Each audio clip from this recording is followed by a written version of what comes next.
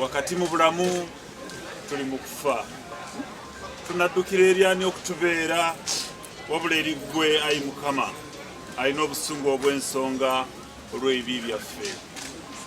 Naye Ayi Mukama, Katonda omutukuvu ennyo era asinga bonna obuyinza,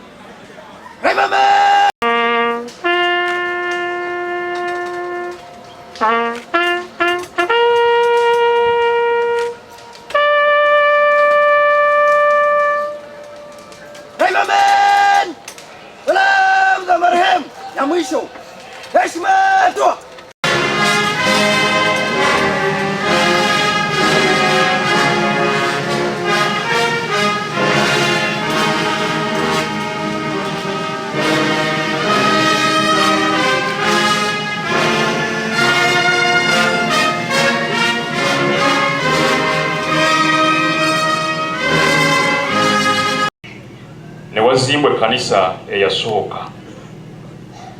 Basooka ne basabira abaaliwo mu kiseera ekyo mu kisaakaati ky'omwami wa Kabaka wali ku ssaza. Tujja kukusulwa nnyo olw'emirimu gy'okoze, tetuyinza gimalayo, naye weebale nnyo, weebalire ddala. Katonda bw'akulonda okubeera omwawule oba omulabirizi, aba akuwadde omulimu omulungi, kubanga abantu bonna osobola okubalungamya. Katonda bw'ati bwe yatutuma. Twebaza Katonda olw'ensonga eyo. Njagala kusaba bannayuganda mwenna abali emitala w'amayanja, UK, US, Canada n'awalala,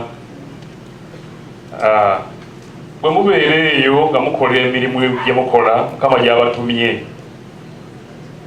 bwe muddeeka nga muwummudde okukola emirimu egy'olukale, mwogere ku lulimi lwammwe oba ku nnimi zammwe, naddala olulimi Oluganda.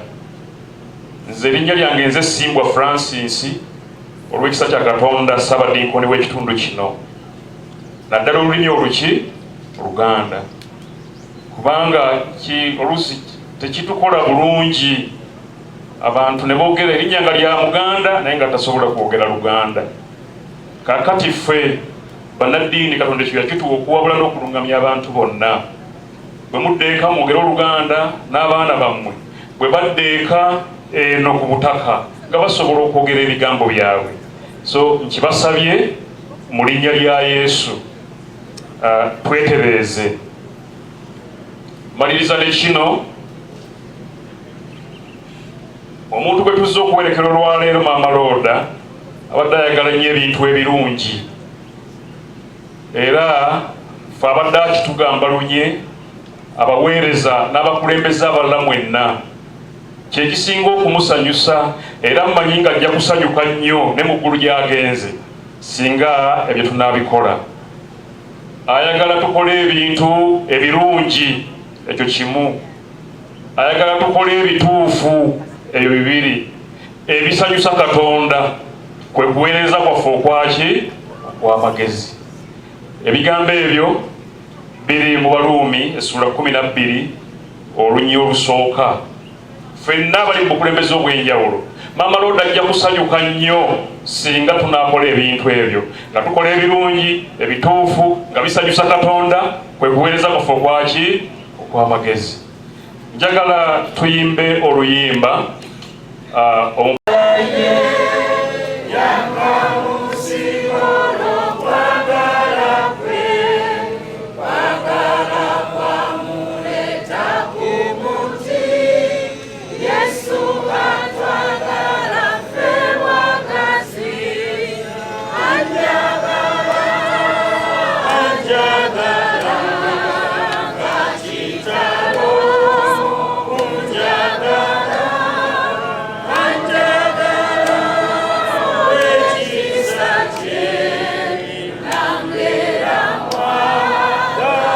Ekisooka tugulumiza ekitiibwa ky'omukazi nga tuziika tugamba omuntu azaalibwa mukazi galifu abasajja tuwereko abakazi abatuzaala. Stand up and clap for your mother if you are mama. Stand up. Tusaba ekitiibwa nga tuwerekera muntu yenayina okujjukira omukazi akuzaala. Twala okwebaza abaana n'abazzukulu bonna mugire ebigambo okuwulira nti nawulira eddoboozi eriva mu ggulu nga lingamba nti wandiika nti bwewedde omukisa abafu afiira Mukama waffe. Tukujjukiza gwe omulamu aliwo nti oba otuuse okufa fiira mu Mukama waffe Yesu obeere naye emirembe gyonna. N'oluyimba olwo lwensinga okwagala awamu ne Yesu emirembe gyonna bwe bulamu wange nyini bwe yampa wabuwa wansi alema yayagala Mukama waffe Yesu nga bwogedde yagala ekigambo kya Katonda. Ekigambo kya Katonda mwe muli obulamu, mwe muli amaanyi, mwe muli essuubi. Mu Luzungu nga promotion it, he promoted it. Omukyalo ono yakola siku kya yoniyoni mu masomero n'abavubuka. Twagala okwebaza Katonda obulamu omukyalo ono kyakoze mu bavubuka abaffe ng'abuulira enjiri mu bavubuka abawala n'abalenzi si bawala bokka. Mukwano gwange Emilia Matemba agambye omukazi ddala ekigambo ky'omukazi ffe abawulikani kyakitukisaamu ekitiibwa. Nedda mumutwale wali mu kebiina mu private way. Ekiseera ekyo neebaza nnyo Mukama nali naye nesiba naye Monday, Tuesday up to Wednesday morning, netumuteeka mu ambulance netumuweereza Naaki e Nairobi. N'ebintu tebyagenda bulungi. Mukama amuwe ekiwumulo ky'amaanyi.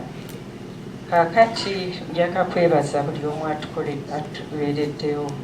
Mwebale nnyo mwenna, mwebalire ddala.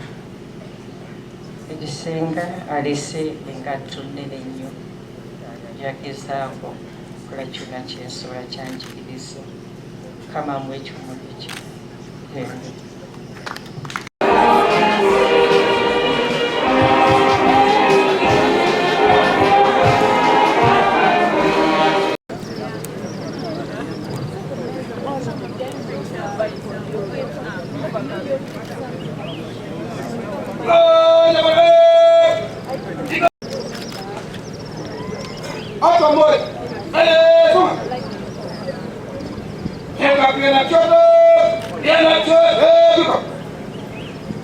Riverman!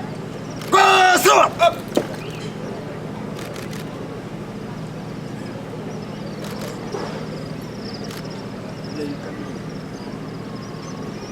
Salam Zamarahim! Heshman!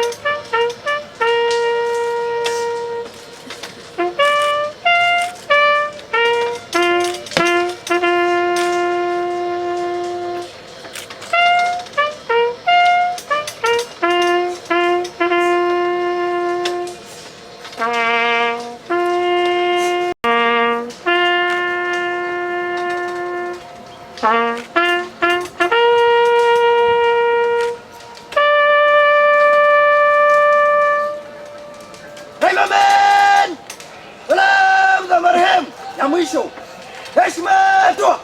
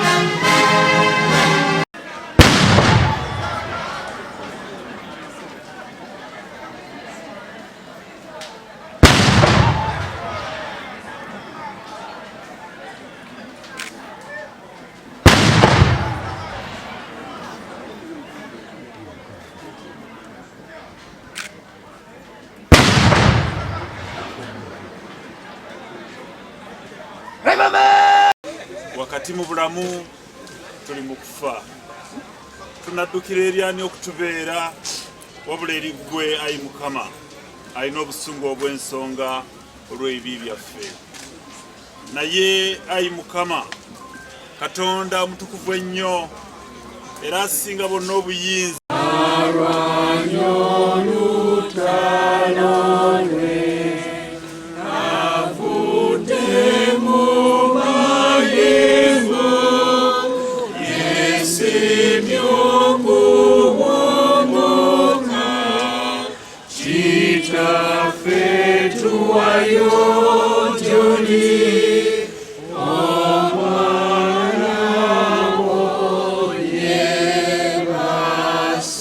Ewe bakola obulungi obuweereza bwabwe ne busiimwa, gavumenti n'eryoka eggulawo okulaba nti buli district esobola okubeera n'omubaka omukyala akiika. N'olwekyo tubeebaza olw'ettofaali lye baateekawo, ate ne tumwebaza n'obukulembeze okuba nti teyabukomya yadde nga yawummula, naye yayagaliza abantu b'ekitundu kyaffe. N'emirimu gy'abadde akola mu kitundu kyaffe gibadde mirungi, egy'enjiri egy'okukwata ku mwana omuwala. Afudde omwana omuwala akyamuli ku mutima, n'olwekyo tujja kumusubwa nnyo, naye tusaba Mukama Katonda amuwummuze emirembe, ate namwe tubeebaza okujja wano ekiboga. Mpereddwa omuzindaalo okuyita Right Honorable Alitwala Rebecca Kadaga, Mama Right Honorable okkiriza Amanya Zisanyu Jennifer Mumera Nsibirwa, kuzaalibwa Seemu Tulume Nsibirwa, yali mutubu w'omugenzi Nakibuga Nsibirwa Kalema ne Seemu yawummula. Kakati omugenzi zaaliwo ekibuga ng'omukyala bw'abannyonnyodde endwadde gwe yabaali nga olubuto lumuluma, ne bageza okumujjanjaba wano ne bamuleeta Nsambya Hospital gye twamusanga, ne bamukola sikaani ne bavumba ekintu mu lubuto. Naye n'abaana ne basalawo nti engeri gy'abadde nga waliwo omwami yamukolera bamuyita Profesa Lule e Nairobi, abadde amujjanjaba nti kagende bamutwalewo e Nairobi kubanga engeri gy'abadde amujjanjaba emyaka emingi amumanyi, era ne bamutisa ku nnyonyi ne bamutwala. Naye bwe yatuuka ate Nairobi nga waliwo complications ezo nezimu endinga akwewa ICU naye bambi ensigo zirina omutawaana, ekyomukisombe teyavaayo. Ebyo byenyiza obbagamba. Obubaka eri abayimiridde nammwe, message abayimiridde nammwe, abantu mubadde mutambula nammwe. Basiza bona abantu bangi beyimiridde naffe bangi, ekyo naye siyinza kutandika kuwa lisiti y'abantu bonna.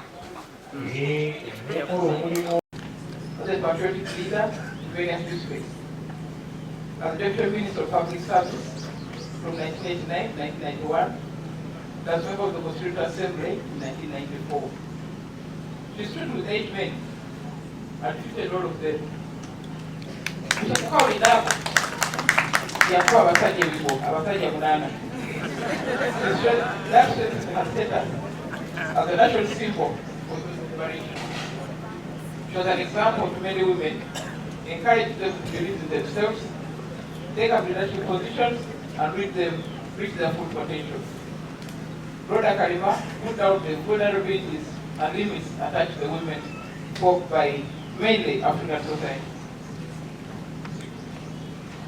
She was actively involved in the affairs of our community in Siboga. Some of the unfair legacy through her participation. I wish to highlight her role of raising her children well, and naturally live after the death of her husband. And with this one, I want to really express our regret and apologize to her and the late William Kalima that we have failed to reform the family law. For those who remember, Mr. William Kalima, when he was in government, was responsible for the commission that did research on the family law. And it's a very good report, which has been based on a very good law. But I want to apologize to Mr. William Kalima, to apologize to Mr. Rhoda Kalima, that we have failed them in that regard.